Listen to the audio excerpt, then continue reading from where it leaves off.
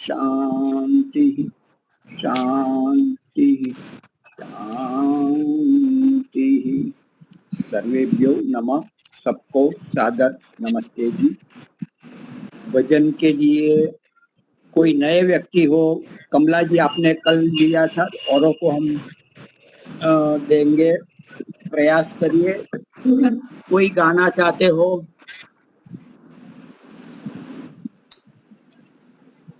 नहीं तो मैं एक में भजन ले लूं, मैं भी थोड़ा प्रयास करूं। चालू रखिए मेरे। गतम आपका स्वागतम हो रही ये सभा, आपसे शोभितम स्वागतम स्वागतम आपका स्वागतम। मन में श्रद्धा लिए ओ, मन में श्रद्धा लिए है हृदय हर्षितम, आपको देख सब होते आकर्षितम, आपको देख सब होते आकर्षितम। अर्पितम अर्पितम अर्पितम अर्पितम अर्पितम अर्पितम स्वर सुमन अर्पितम हो रही ये सभा, आपसे शोभितम शोभितम स्वागतम स्वागतम आपका स्वागतम स्वागतम स्वागतम आपका स्वागतम। आपका आगमन हो, आपका आगमन हो, आपका आगमन बिछे नैना रहे। धन्य है भाग कैसे ये बिना कहे, धन्य भाग कैसे ये बिना कहे।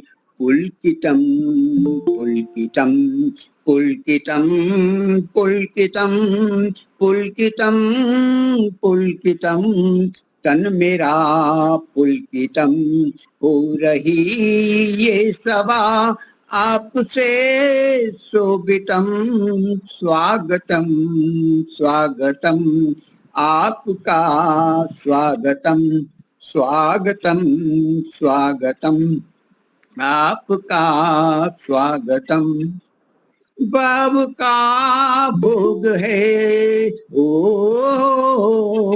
बाब का भोग है आपको अर्पणम, प्रभु दर्शन कराते नयन दर्पणम, प्रभु दर्शन कराते नयन दर्पणम। वंदितम वंदितम वंदितम वंदितम वंदितम वंदितम पद कमल वंदितम हो रही ये सभा, आपसे शोभितम स्वागतम स्वागतम आपका स्वागतम हो रही ये सभा, आपसे शोभितम स्वागतम स्वागतम आपका स्वागतम स्वागतम स्वागतम आपका स्वागतम। ओम शम। हाँ जी, एक और किसी को भजन लेना हो तो नरेश जी आप लेना चाहते हैं? नरेश या तो और कोई नरेश जी? हाँ आए हैं। हाँ हाँ तो वो गाना तैयार हो तो, भजन गाने के लिए तैयार हो तो वो ले सकते हैं। पन्ना जी आप भी लीजिए।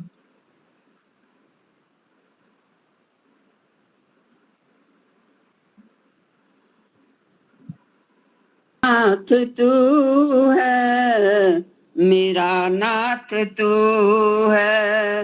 नहीं मैं अकेला, नहीं मैं अकेला, मेरे साथ तू है, मेरा नाथ तू है, मेरा नाथ तू है।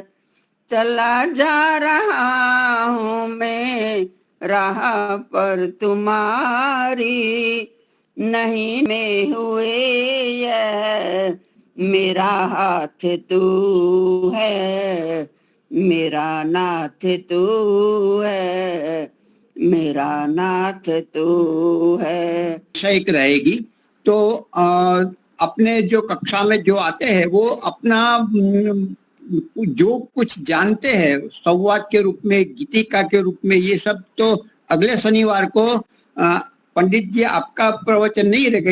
इसके बदले हम एक संस्कृत प्रतिस्पर्धा इस प्रकार का रखते हैं शनिवार को। तो आज अभी आपका प्रवचन रहेगा, अगले शनिवार संस्कृत कक्षा का विशेष प्रवचन रहेगा, प्रतिस्पर्धा रहेगी। पंडित जी आइए आप अपना वक्तव्य प्रदान करें।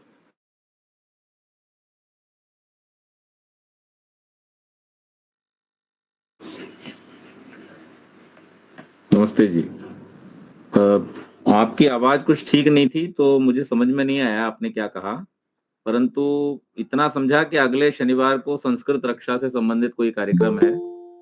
तो हम लोग बाद में फोन पे बात कर लेंगे, स्पष्ट रूप से समझ लेंगे। मुझे अभी संकेत के रूप में पता चल गया है। आज की इस कथा को शुरू करते हैं। आइए सभी लोग एक बार सामूहिक रूप से गायत्री मंत्र का पाठ करेंगे। ओम भूर्भुवः स्वः तत्सवितुर्वरेण्यं भर्गो देवस्य धीमहि धियो यो नः प्रचोदयात्। ओम शन्नो मित्रः शं वरुणः शन्नो भवत्वर्यमा शन्न इन्द्रो बृहस्पतिः शन्नो विष्णुरुक्रमः। नमो ब्रह्मणे नमस्ते वायो त्वमेव प्रत्यक्षं ब्रह्मासि त्वामेव प्रत्यक्षं ब्रह्म वदिष्यामि ऋतं वदिष्यामि सत्यं वदिष्यामि तन्मामवतु तद्वक्तारमवतु अवतु मामवतु वक्तारम्। ओम शांति शांति शांति।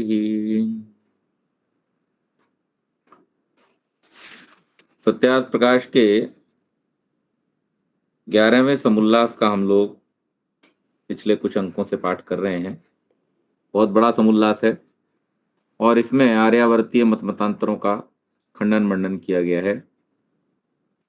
मूर्ति पूजा का प्रकरण चल रहा है और इसमें महर्षि ने कहा कि नास्तिको वेद निंदक, जो वेद की निंदा करता है अर्थात वेद की आज्ञाओं का पालन नहीं करता, वो व्यक्ति नास्तिक है।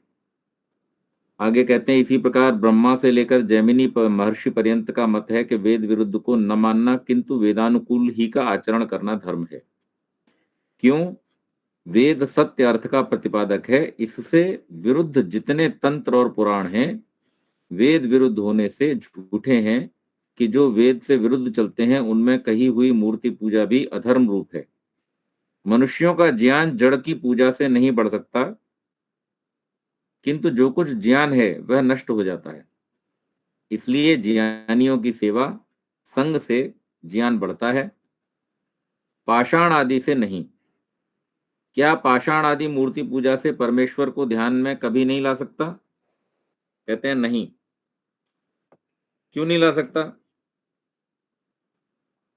तो कहते हैं कि मूर्ति पूजा सीढ़ी नहीं किंतु एक बड़ी खाई है।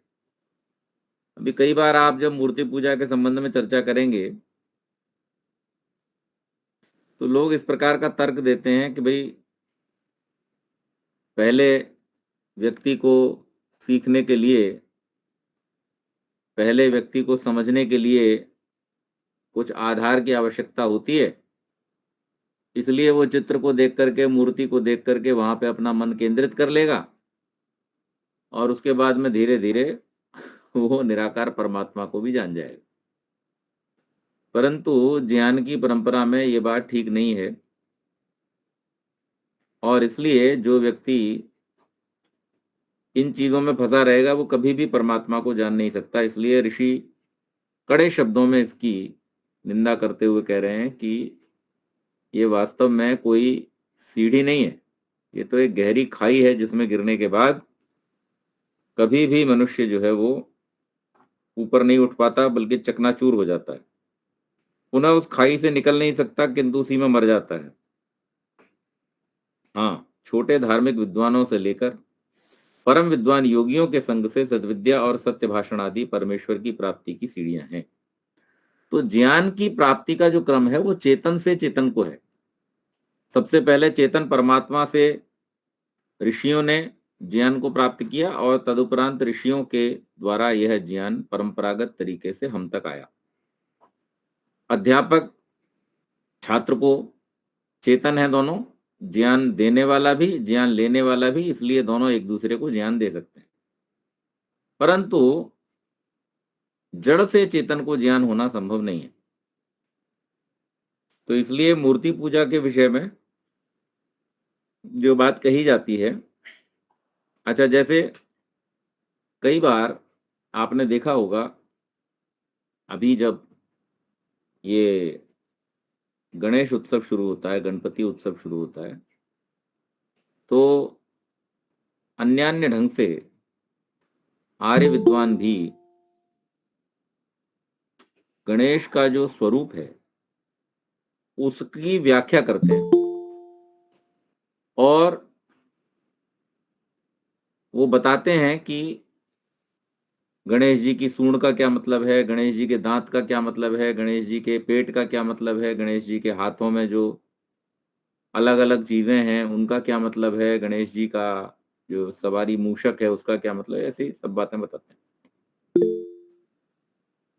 तो ये बातें जो वो बता रहे हैं, ऐसी बातें जो पूजा करने वाले, उस मूर्ति की पूजा करने वाले लोग हैं, उनमें से कितने लोगों को पता है? तो 90% से अधिक लोगों को ये बातें नहीं पता है। वो बस मूर्ति पूजा के लिए ही मूर्ति पूजा कर रहे हैं। तो ये जो बात कही गई कि भाई मूर्ति से सीख जाए, तो मूर्ति से नहीं सीखेगा, विद्वान के संगति से, चाहे वो कम विद्वान हो चाहे ज्यादा विद्वान हो, लेकिन उसकी संगति में बैठ करके तो सीख सकता है कुछ। परंतु मूर्ति नहीं बताएगी कि मेरे हाथ ऐसे क्यों बनाए हैं, मेरा पेट ऐसा क्यों बनाया, मेरा चूहा क्यों बनाया, मेरा वाहन। मूर्ति थोड़ी बताएगी, ये तो कोई विद्वान चेतन व्यक्ति बताएगा। तो इसलिए महर्षि कहते हैं कि चेतन के पास बैठ करके आप सामान्य विद्वान से लेकर ऋषि महर्षि पर्यंत जिसके भी पास में बैठेंगे, वहां से तो कुछ ज्ञान की प्राप्ति हो सकती है, परंतु मूर्ति से किसी भी प्रकार के ज्ञान की प्राप्ति होना संभव नहीं है। और जब ज्ञान की प्राप्ति होना संभव नहीं है, तो इसलिए वहां से आपकी उन्नति का भी कोई मार्ग नहीं होगा। आगे कहा, जैसी घर के जाने की निश्रेणी होती है, परंतु मूर्ति पूजा करते करते ज्ञानी तो कोई न हुआ, प्रत्युत सब मूर्ति पूजक अज्ञानी रहकर मनुष्य जन्म व्यर्थ खोके बहुत से मर गए, और अब जो हैं वो होंगे, वो भी मनुष्य जन्म में धर्म अर्थ काम और मोक्ष की प्राप्ति रूप फलों से विमुख होकर नष्ट, निरर्थ नष्ट हो जाएंगे। मूर्ति पूजा ब्रह्म की प्राप्ति में स्थूल लक्ष्यवत नहीं, किंतु धार्मिक विद्वान और सृष्टि विद्या है। इसको बढ़ाता बढ़ाता ब्रह्म को भी पाता है, और मूर्ति पूजा गुड़ियों के खेलवत नहीं, किंतु प्रथम अक्षराभ्यास सुशिक्षा का होना गुड़ियों के खेलवत ब्रह्म की प्राप्ति का साधन है। सुनिए, जब अच्छी शिक्षा और विद्या को प्राप्त होगा, तब सच्चे स्वामी परमात्मा को भी प्राप्त होगा।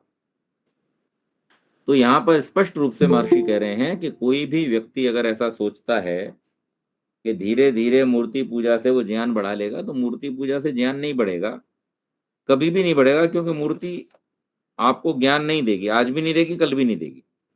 जो व्यक्ति चेतन है, कोई विद्वान छोटा बड़ा, वो आपको हाँ आज थोड़ा दे पा रहा है, कल ज्यादा दे देगा। जैसे आप मुझसे आज कोई प्रश्न पूछें जिसका उत्तर मुझे आज पता न हो, तो मैं कल उसका उत्तर आपको दे सकता हूँ, या कुछ समय बाद उसका उत्तर दे सकता हूँ। लेकिन मूर्ति से आप आज पूछो कि कल पूछो कि परसों पूछो कि जब तक वो मूर्ति है तब तक पूछो, चाहे उसे विसर्जन कर दो, चाहे उसको आप स्थापन कर दो, किसी भी परिस्थिति में वो मूर्ति आपके किसी प्रश्न का उत्तर नहीं देगी। जब वो आपके प्रश्न का उत्तर नहीं दे सकती, तो आपको ईश्वर से मिलाने में या ईश्वर की प्राप्ति में किस प्रकार सहायक होगी, आपके विद्या को बढ़ाने में, आपके ज्ञान को बढ़ाने में किस प्रकार सहायक होगी।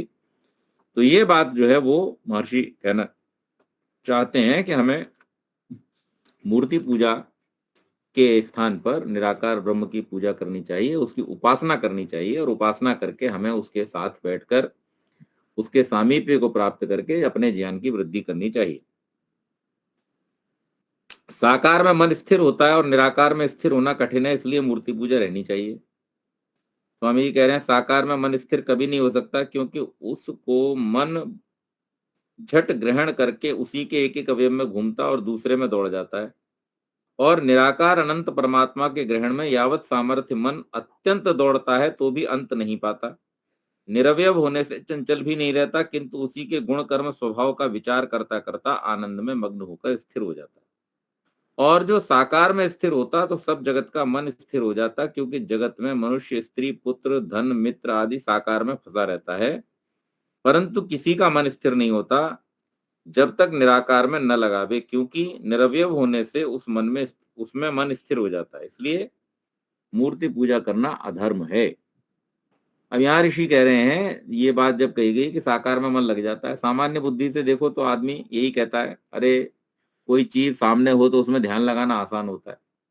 परंतु जब दार्शनिक दृष्टि से इस पे विचार करेंगे तो पता चलेगा कि ध्यान में कुछ नहीं लगता है, बल्कि जो सामने चीज रखी होती है उसके जो अन्य अन्य अवयव हैं, जैसे अभी मैंने बतलाया आपको कि गणेश जी की मूर्ति का उदाहरण ले लें तो उसमें उनका मुकुट है, उनका सूंड है, उनका सिर है हाथी का, उनका पेट है, उनकी भुजाएं हैं, उनका आसन है, उनका दांत है, उनकी सूंड है, ऐसे अनेक उनके अवयव हैं जिन पर चर्चा करते हैं। तो व्यक्ति जब उनके सामने बैठेगा, उस मूर्ति के सामने बैठेगा, तो उसका ध्यान कहीं ना कहीं इन्हीं में लगा रहेगा। परमात्मा के साथ जुड़ने की प्रक्रिया क्या है? परमात्मा के साथ जुड़ने की प्रक्रिया या ध्यान की प्रक्रिया में पहले आता है प्रत्याहार। और प्रत्याहार का अर्थ है कि प्रति आहार, जो हमारी इंद्रियों के आहार है उनसे उनको विमुख कर लेना, विपरीत कर लेना। अर्थात कान सुनने का काम करते हैं तो सुनना नहीं, आंखें देखने का काम करती हैं तो दृश्य नहीं देखना, जिह्वा से कोई स्वाद नहीं लेना, त्वचा से किसी स्पर्श का अनुभव नहीं करना, और नाक से कुछ सूंघना नहीं, अर्थात इंद्रियों के विपरीत। और दूसरा, जो हमारी छठी इंद्रिय है, छठी इंद्रिय, बहुत सारे लोग कहते हैं ना हमारा सिक्स सेंस, या किसी का सिक्स सेंस हमारा बहुत एक्टिव है, तो वो सिक्स सेंस क्या है? कौन है सिक्स सेंस? तो सिक्स सेंस है हमारा मन। हमारी कुल 5 ज्ञानेंद्रियां हैं, 5 कर्मेंद्रियां हैं, और 11वां मन है। अब इसमें से जो 5 कर्मेंद्रियां हैं वो ज्ञान को ग्रहण नहीं करती। ज्ञान को ग्रहण करने वाली जो है वो 5 ज्ञानेंद्रियां हैं, और छठी जो ज्ञानेंद्रिय है जिसे उभयेंद्रिय भी कहते हैं वो है मन, जो ग्रहण भी करता है और कर्म भी करता है। इसलिए ये कहा जाता है, ये प्रचलित है लोक में, कि कोई व्यक्ति जब विचार पूर्वक अपने जीवन के कार्यों को करता है, या कार्यों को विचार पूर्वक करते हुए वो उनके अच्छे और बुरे, फायदे और नुकसान, प्रोज एंड कॉन्स को जान लेता है, तो ऐसे व्यक्ति को कहा जाता है कि उनकी छठी इंद्रिय बहुत सक्रिय है, उनका सिक्स सेंस बहुत एक्टिव है। तो वास्तव में सिक्स सेंस क्या है? सिक्स सेंस का मतलब है हमारा मन। और ये मन कैसा है? इस मन की शक्तियां तो अपार हैं।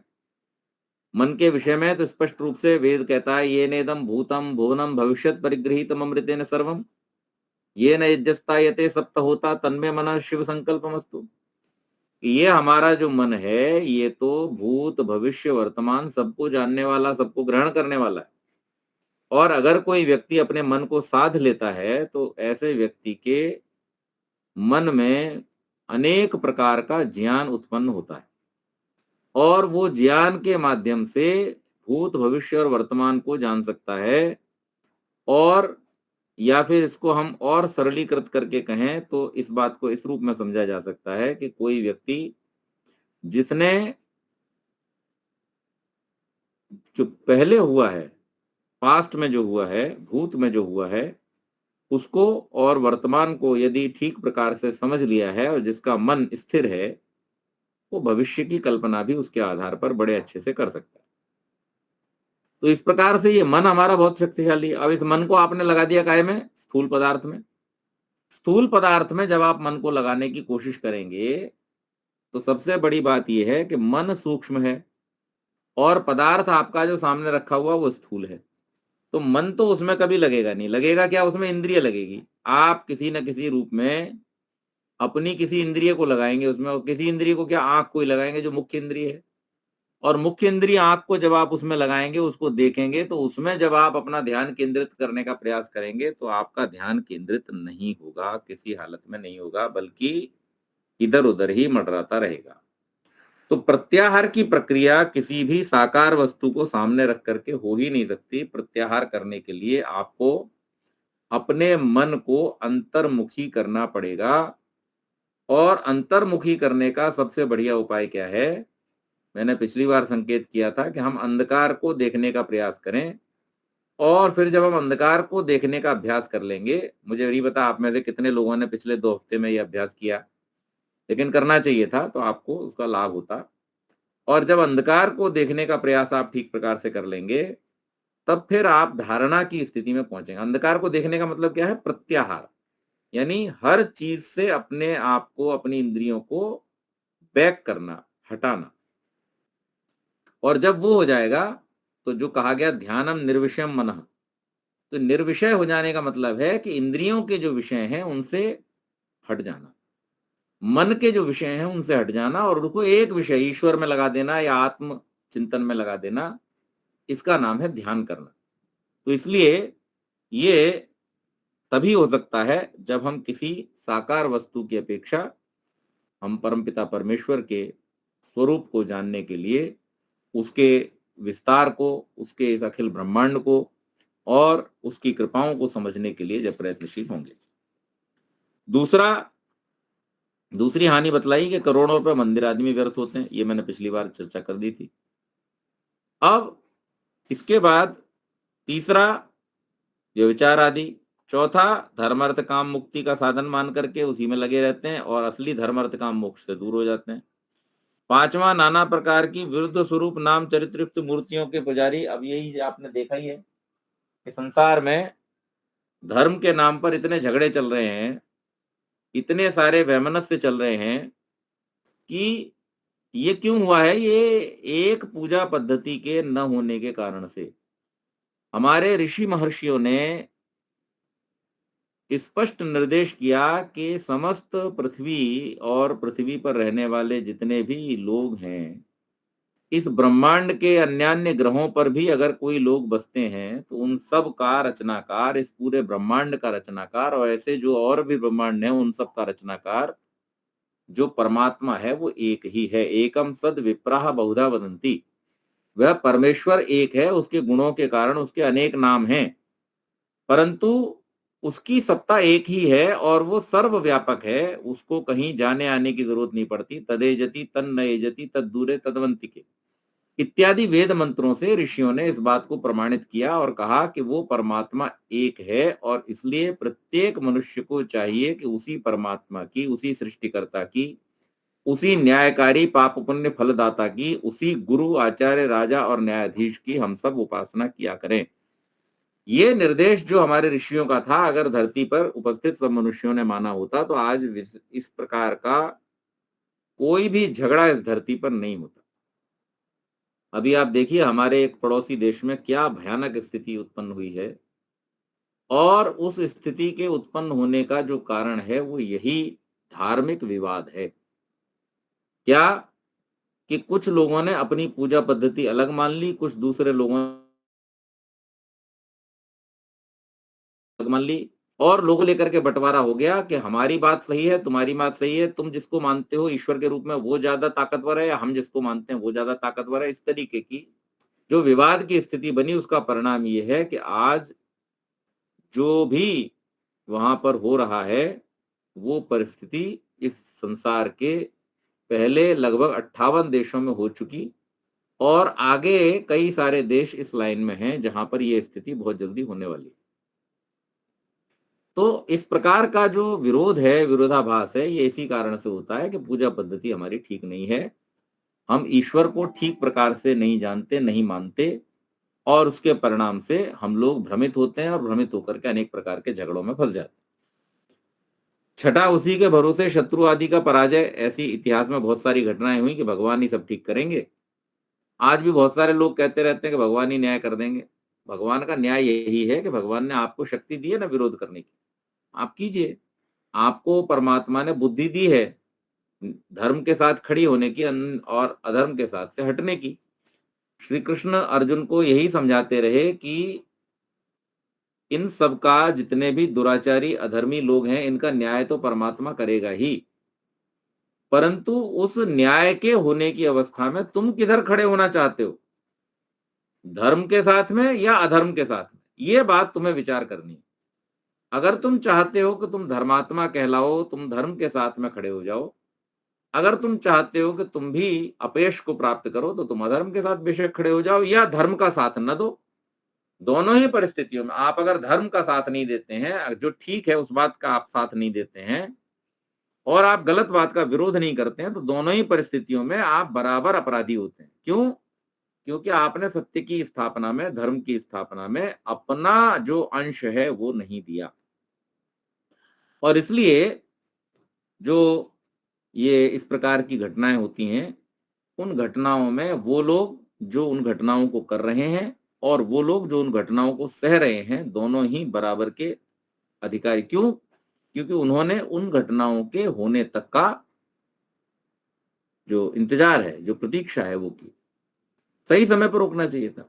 हम अपने बच्चे को, घर में हमारा बच्चा अगर अगर किसी गलत मार्ग पर चल रहा है, हमको पता चल जाए, तो क्या हम इस बात की प्रतीक्षा करते हैं कि जब ये किसी दिन बहुत बिगड़ करके, अपराधी बन करके हमारे ही प्राणों का घातक बन जाएगा और तब जाकर के हम इसको सुधारेंगे? ऐसा तो नहीं करते। हम क्या करते हैं, जब भी हमें लगता है कि हमारे घर का कोई बच्चा बिगड़ रहा है, हम तत्काल निर्णय लेते हैं, तत्काल हम उसको सुधारने के लिए प्रयत्नशील हो जाते हैं। इसी प्रकार से अगर आपके समाज का कोई वर्ग, आपके देश का कोई विशेष वर्ग अगर इस प्रकार की चीजों में संलिप्त हो रहा है, तो आपको यथा समय उसको रोक देना चाहिए।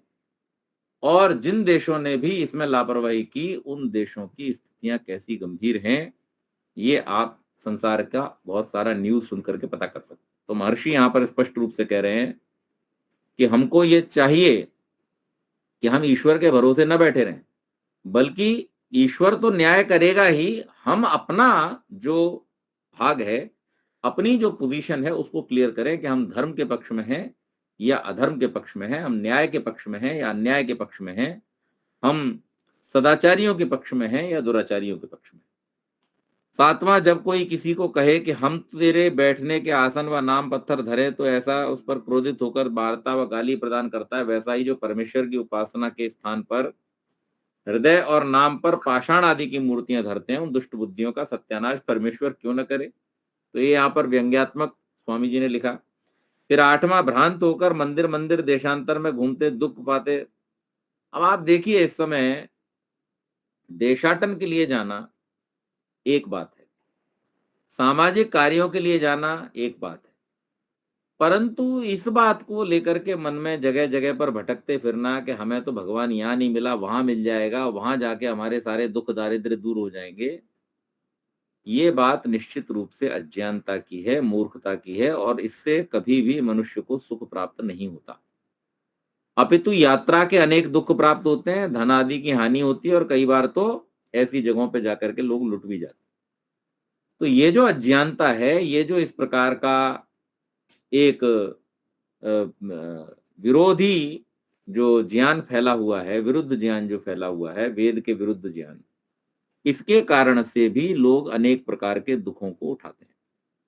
नवा कहा कि दुष्ट पुजारियों को धन देते हैं और वे उस धन को वैश्या, परस्त्री गमन, मद्य, मांसाहार, लड़ाई बखेड़ों आदि में व्यय करते हैं। और जब आप देखिए कि जनता गरीब रहती है और पुजारी, मौलाना आदि जो है वो अत्यंत धनवान, धर्माधिकारी, धर्माचार्य जो निकलते तो हैं सन्यासी बन करके, निकलते तो हैं वो समाज सेवी बन करके, लेकिन समाज का पूरा सेवन खुद ही कर लेते हैं। वो स्वयं धनपति और लग्जरी लाइफ को जीते हैं सन्यासी होकर के भी, लेकिन जो जनता है वो वहीं की वहीं रहती है। कारण क्या है उसका? कि जो अज्ञानतावश ऐसे लोगों के प्रति अपना सारा पूंजी धन आदि समाप्त कर देते हैं, वो लोग दुखी होते हैं। माता पिता आदि माननीयों का अपमान कर पाषाण आदि मूर्तियों का मान करके कृतघ्न हो जाते हैं। उन मूर्तियों को कोई तोड़ डालता, वो चुरा ले जाता, हा हा करके रोते हैं। अब देखो बांग्लादेश में यही हो रहा है, मंदिर तोड़े जा रहे हैं, अनेक प्रकार से मूर्तियां तोड़ी जा रही हैं। उनका अगर सोने आदि की हैं तो उन सोने आदि को लूटा जा रहा है, बाकी पत्थर आदि की सब मूर्तियों को तोड़ ताड़ के वहां पर बराबर कर दे रहे हैं।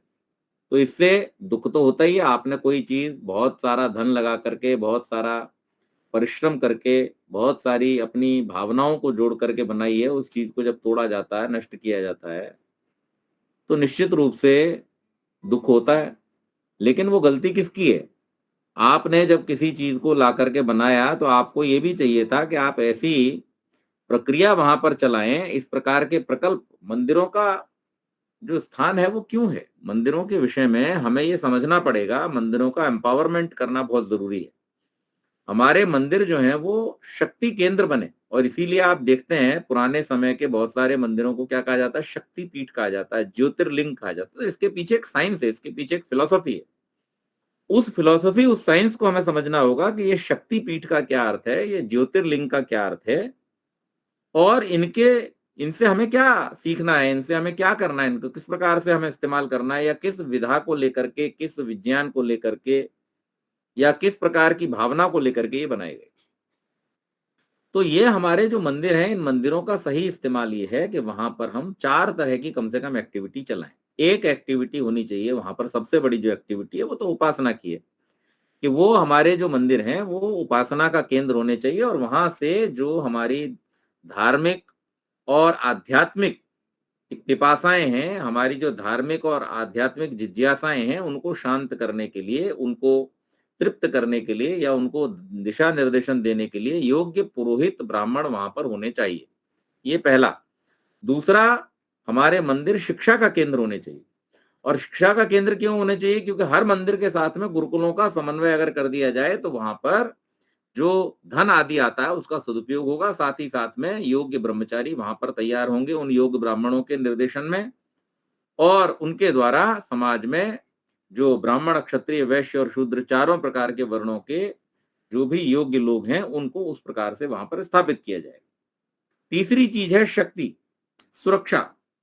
मंदिरों के अंदर मार्शल आर्ट, आज भी देखिए दक्षिण भारत में बहुत सारे ऐसे मंदिर हैं, और ऐसे बहुत सारे बौद्ध मंदिर हैं जहां पर मार्शल आर्ट कंपल्सरीली सिखाई जाती है। क्यों? क्योंकि मंदिर में आपने करोड़ों अरबों रुपया जो लगा दिया, उसकी रक्षा कौन करेगा? उसको बचाएगा कौन? कल आके कोई भी आपसे थप्पड़ मार के छीन के ले जाएगा, और ये हुआ है इतिहास में, आज भी हो रहा है। तो मंदिरों को शक्ति पीठ इस रूप में होना चाहिए कि वहां पर हम अपने युवाओं को, युवतियों को शक्ति के लिए, सुरक्षा के लिए, आत्मरक्षा के लिए भी प्रशिक्षण आदि दें, तैयार करें। और गुरुकुलों में ये कार्य होता है। आप देखिए, ये अर्जुन, भीम आदि कहाँ तैयार हुए? द्रोणाचार्य के गुरुकुल में तैयार हुए। तो ये तीसरा एक प्रकल्प होना चाहिए प्रत्येक मंदिर के साथ में।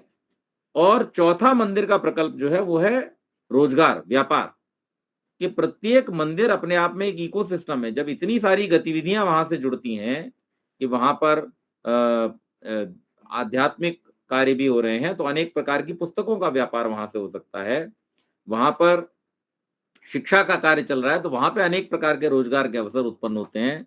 वहां पर जब आत्मरक्षा आदि के शिविर चलाए जाते हैं तो वहां पे अनेक प्रकार के रोजगार के अवसर उत्पन्न होते हैं। और इतना बड़ा जो एक पर्यटन का जो एक स्थल बन जाता है इस प्रकार के मंदिरों को देखने के लिए, गुरुकुलों को देखने के लिए जब लोग आते हैं, तो ये पर्यटन भी अपने आप में एक बहुत बड़ा रोजगार, बहुत बड़ा व्यापार है। तो इन 4-5 चीजों को लेकर के हमारे मंदिरों का संचालन होना चाहिए था। लेकिन अब हुआ क्या है कि ट्रस्ट बन गए, और वो ट्रस्ट सारे के सारे अपने अपने केवल पेट भरने में लगे रहते हैं। उनको राष्ट्र से कोई मतलब नहीं है, उनको समाज से कोई मतलब नहीं है। और उसका परिणाम ये हो रहा है कि आज हमारे मंदिरों को जब लूटा जाता है तो जनता के मन में भी किसी प्रकार का दुख नहीं होता। वो भी सोचते हैं कि जैसा करेंगे वैसा बनेंगे, और कोई वहां पर अपना त्याग करने के लिए, वहां पर अपने जीवन को बलिदान करके उसकी रक्षा करने के लिए तैयार नहीं होता। तो ये सारी जो चीजें हैं, महर्षि के अनुसार इन बातों का ध्यान रखना बहुत आवश्यक है, क्योंकि ऐसी हानियां होती हैं जब हम आंख बंद करके, जिसे स्वामी जी की भाषा में कहें तो आंख के अंधे और गांठ के पूरे, यानी जब हम पैसा देते हैं लेकिन आंख बंद करके देते हैं और ऐसी चीजों में अपने पुरुषार्थ को, अपने परिश्रम के धन को लगाते हैं, तो उसका परिणाम भी भयानक होता है और उसको कभी भी कोई भी हमसे छीन सकता है, हम उससे वंचित हो सकते हैं। तो इससे बचना चाहिए और माता पिता आदि की सेवा करनी चाहिए, क्योंकि माता पिता ही हमारे सबसे बड़े रक्षक, हमारे सबसे बड़े हितैषी हैं। और इसलिए परिवारों में संगठन, परिवारों में प्रेम, परिवारों में जो एक दूसरे के प्रति त्याग की भावना, वो तभी होती है जब माता पिता की सेवा होती है और उनके द्वारा जब परिवार का संचालन होता है। पुजारी परस्त्रियों के संग, पुजारिन परपुरुषों के संग प्रायः दूषित होकर स्त्री पुरुष के प्रेम आनंद को हाथ धो बैठते हैं। स्वामी सेवक की आज्ञा का पालन यथावत न होने से परस्पर विरुद्धाभाव होकर नष्ट भ्रष्ट हो जाते हैं। जड़ का ध्यान करने वाले का आत्मा भी जड़ बुद्धि हो जाता है, क्योंकि ध्येय का जड़त्व धर्म अंतःकरण द्वारा आत्मा में अवश्य आता है। परमेश्वर ने सुगंध युक्त पुष्पादि वायु जल के दुर्गंध निवारण और आरोग्यता के लिए बनाए हैं। उनको पुजारी जी तोड़कर न जाने पुष्पों की कितने दिन तक सुगंधी आकाश में चढ़कर वायु जल की शुद्धि करता और पूर्ण सुगंधी के समय तक उसका सुगंध होता, उसका नाश मध्य में ही कर देते हैं। और ये पुष्पादि कीच में मिलकर के, कीचड़ के साथ में सड़ कर उल्टा दुर्गंध पैदा करते हैं।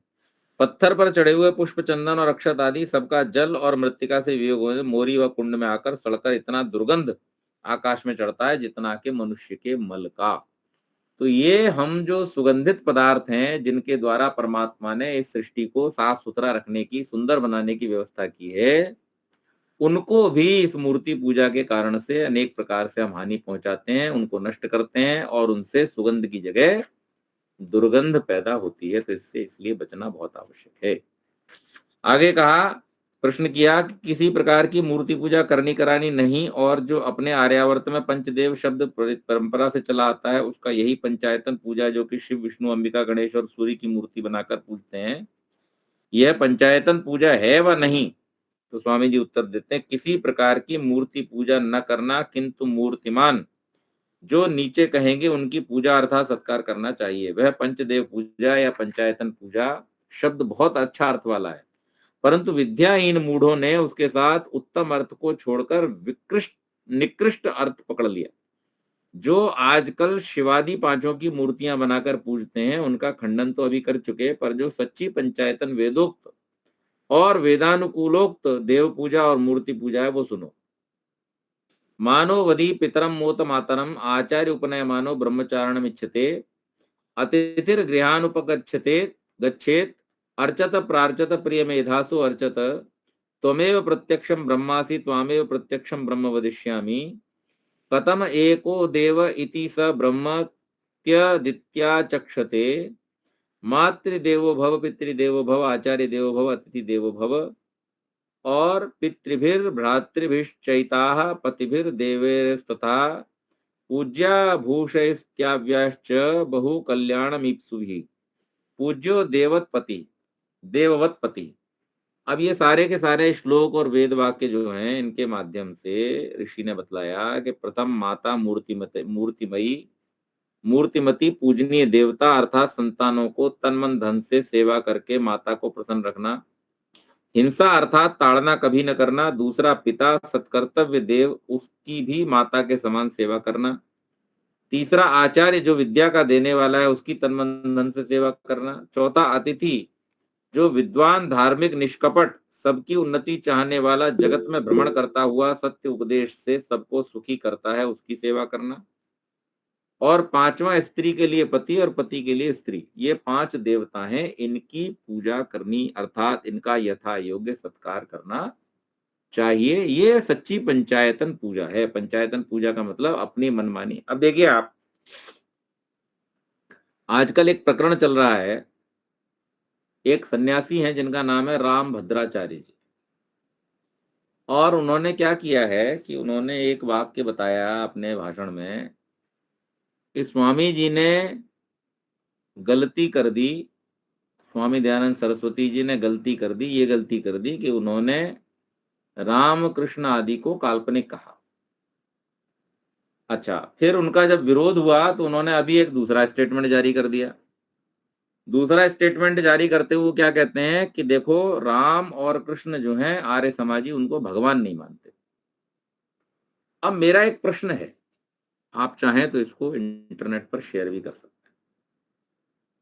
मेरा एक प्रश्न ये है, भारतवर्ष के प्रत्येक आर्य समाज में और विश्व भर के प्रत्येक आर्य समाज में हम जब कार्यक्रम समाप्त होता है तो वहां नारा लगाते हैं, मर्यादा पुरुषोत्तम भगवान श्री रामचंद्र की जय और योगी राज भगवान श्री कृष्णचंद्र की जय। तो हम तो भगवान मानते हैं, हम राम को भी भगवान मानते हैं और कृष्ण को भी भगवान मानते हैं। अब जरा पौराणिकों की थोड़ी सी चर्चा कर लेते हैं। ये जो राम भद्राचार्य जी बात कर रहे हैं, क्योंकि ये मतांतरीय समीक्षा का प्रकरण है, इसलिए ये आवश्यक है इसको समझ लेना। और आप लोग भी आगे किसी को मिले तो उसे अच्छी तरह समझाइएगा इस बात को।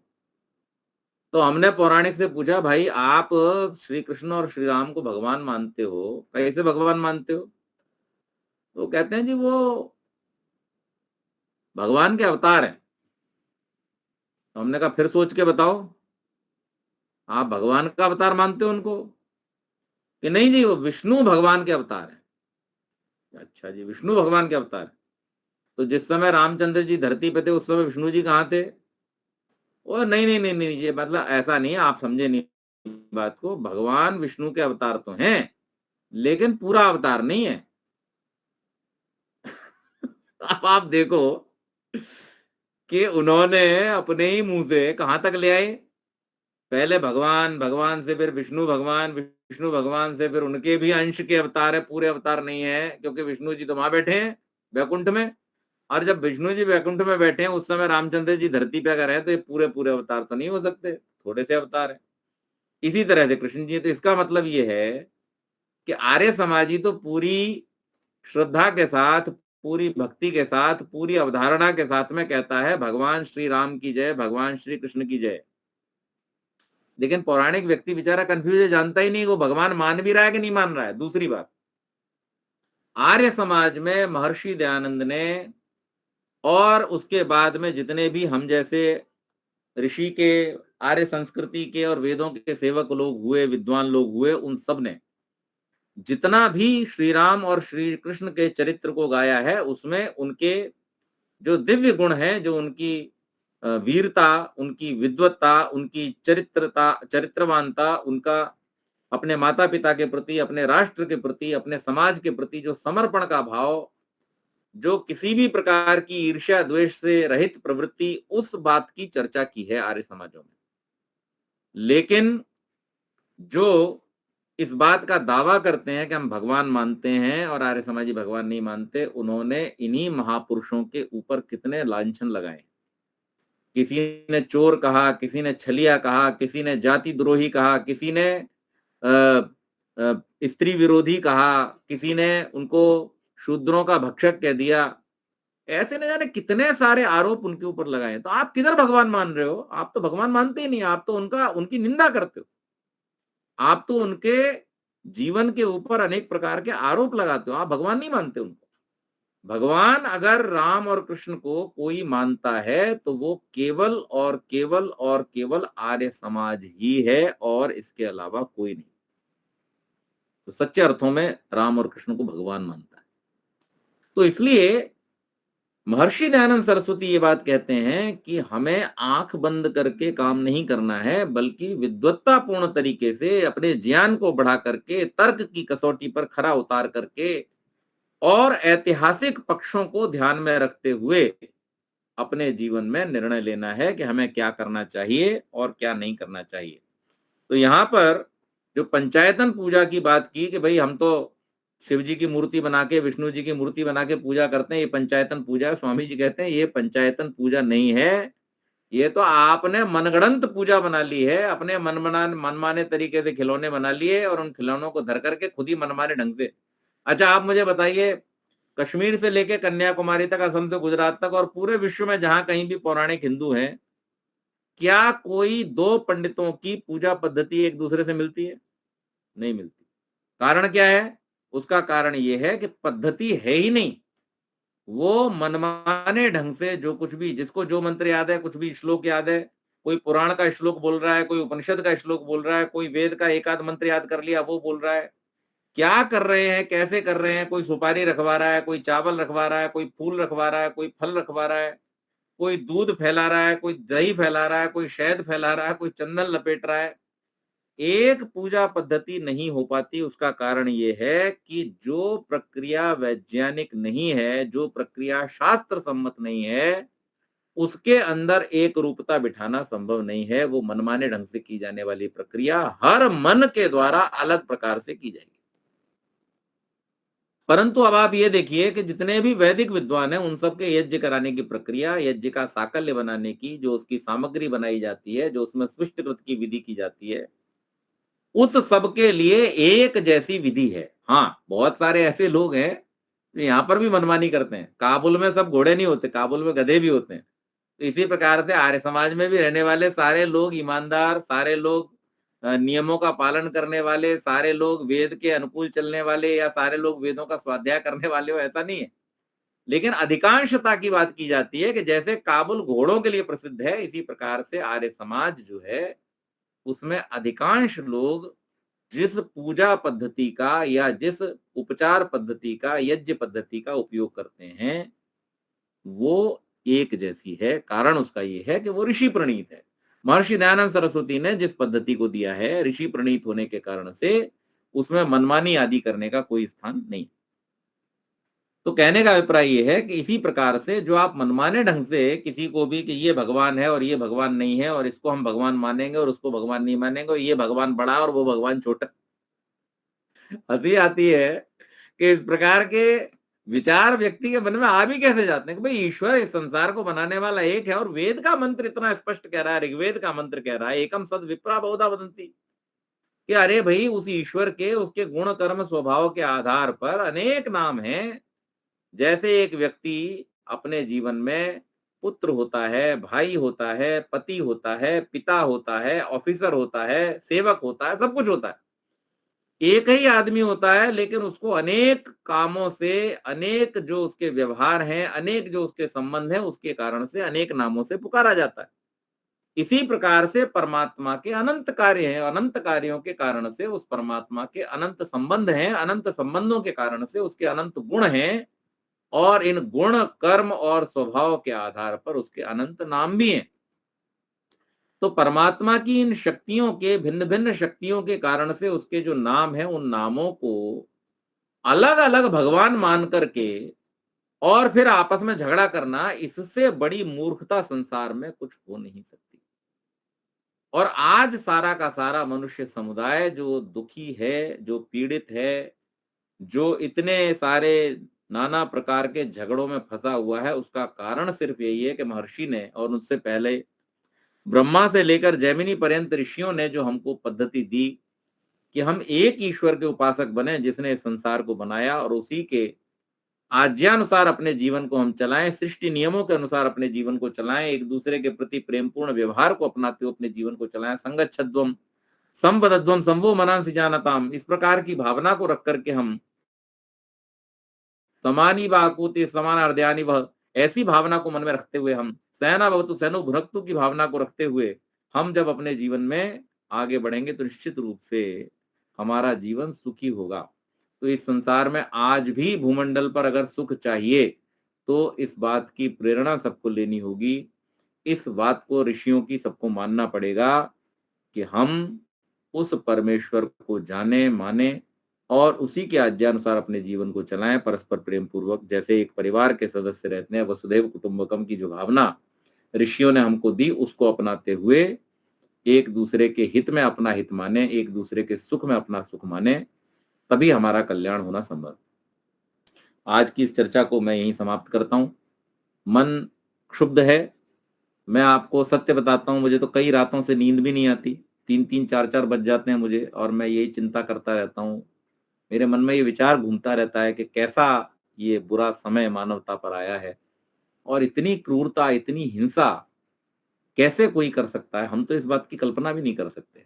जो हो रहा है वहां पर सड़कों पर और घरों में घुस कर के, मंदिरों में, बड़ी चिंता होती है, बड़ा धैर्य कई बार टूटता है कि क्या होगा, किस प्रकार से जीवन चलेगा, किस प्रकार का आने वाला समय होगा, हमारी संतानों के लिए जो समय आने वाला है वो कैसा होगा।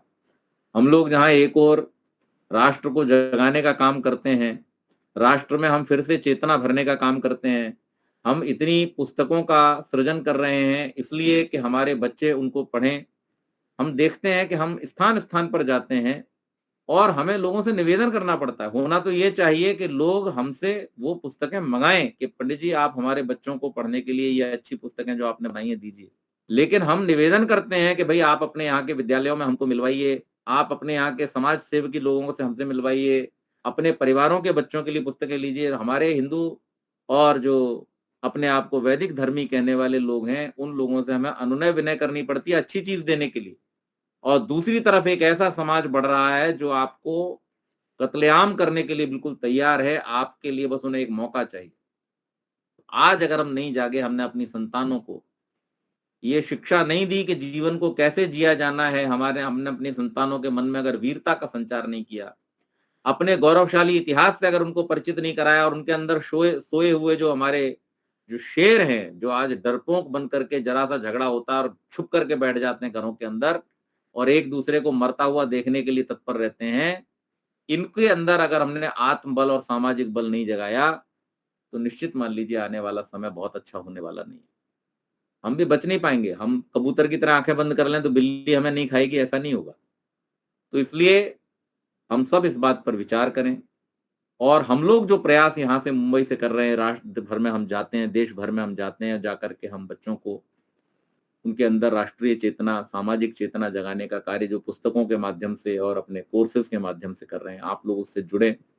हमें आप अवसर दें कि हम आपके शहर में आएं और आपके बच्चों के साथ हम जुड़ें, आपके विद्यालयों के साथ हम जुड़ें, ताकि ये राष्ट्रीय चेतना का कार्यक्रम निरंतर चलता रहे। तो मैं अपनी वाणी को आज यहीं विराम देता हूं और इससे आगे की चर्चा अगले सत्रों में करेंगे। बहुत बहुत धन्यवाद।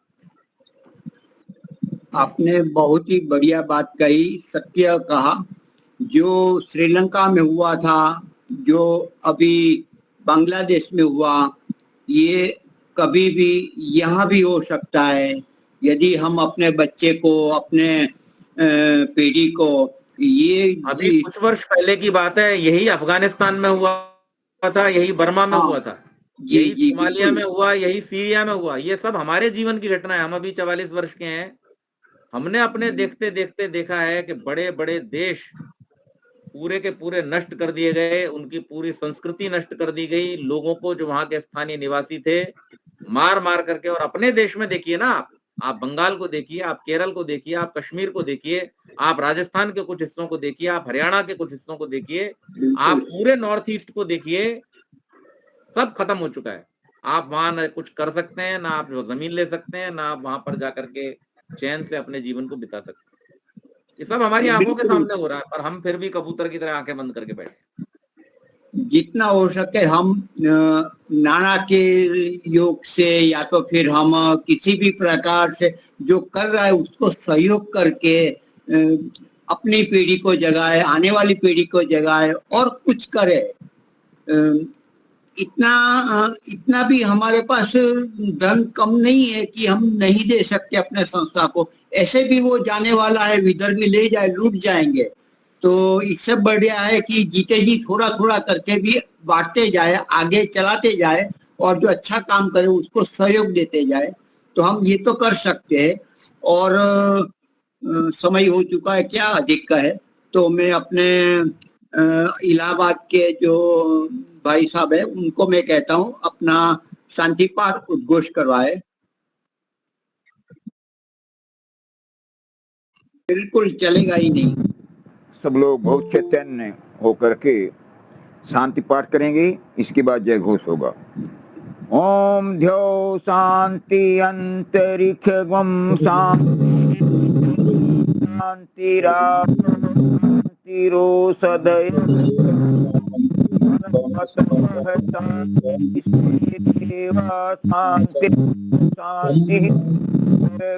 शांति शांति शांति श्यामा शांति ओम शांति शांति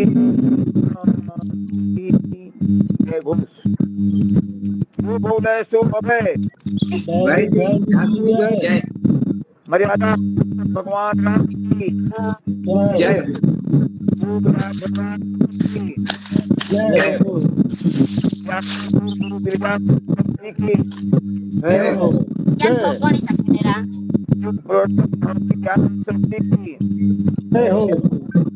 भारत माता की गौ माता की और शहीदों की एक रोम का झंडा हर साल उमर रहे सत्यार प्रकाश प्रणव ध्वनि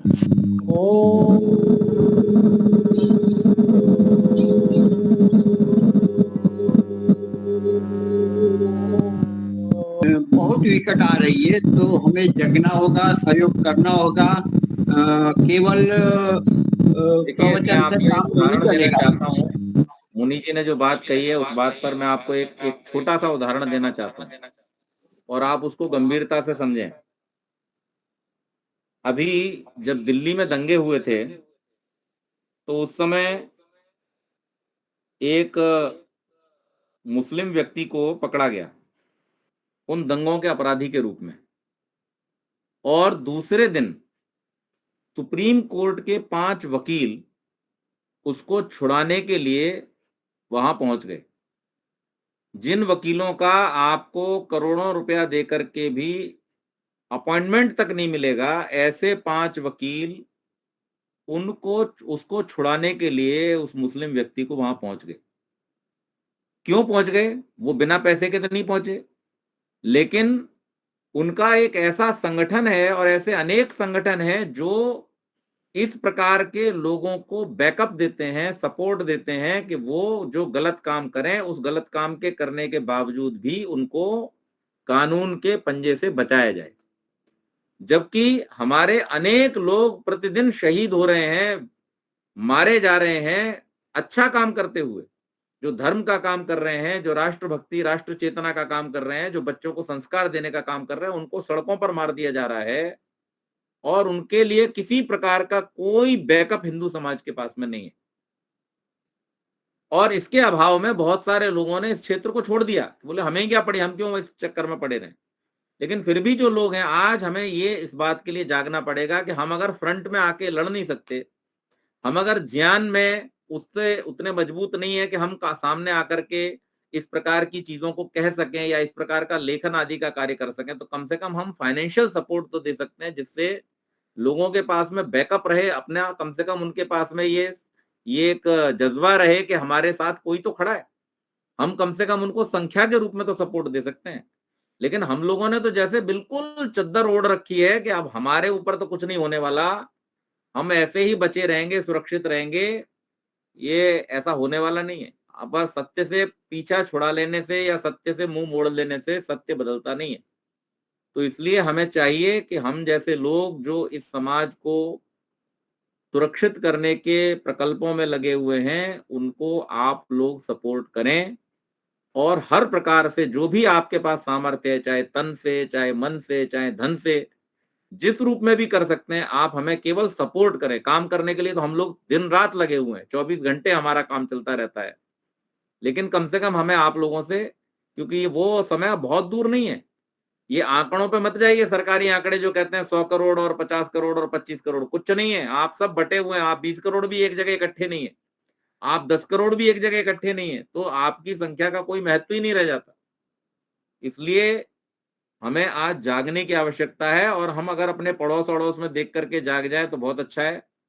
अपने ही ऊपर जब आ गया तब जागने की अगर हमने कोशिश की, तो तब जागे हुए का भी कोई लाभ होने वाला नहीं। तो इसलिए मेरा ये विनम्र निवेदन है, जो मुनि जी ने बात कही हम उस पर गौर करें, समाज और राष्ट्र के लिए चिंतन करें, और जो लोग समाज और राष्ट्र की रक्षा के लिए, साहित्य और वेद की रक्षा के लिए लगे हुए हैं, उनको हम सपोर्ट करें, उनको हम सहयोग करें। बहुत बहुत धन्यवाद। बिल्कुल बिल्कुल, कुछ नहीं तो हम नाणाकीय सहयोग और वाणी और लेखन के द्वारा तो कर सकते, इससे तो हम छूटे नहीं। बच्चे करे ना करे, हमें तो करना ही चाहिए। धन्यवाद।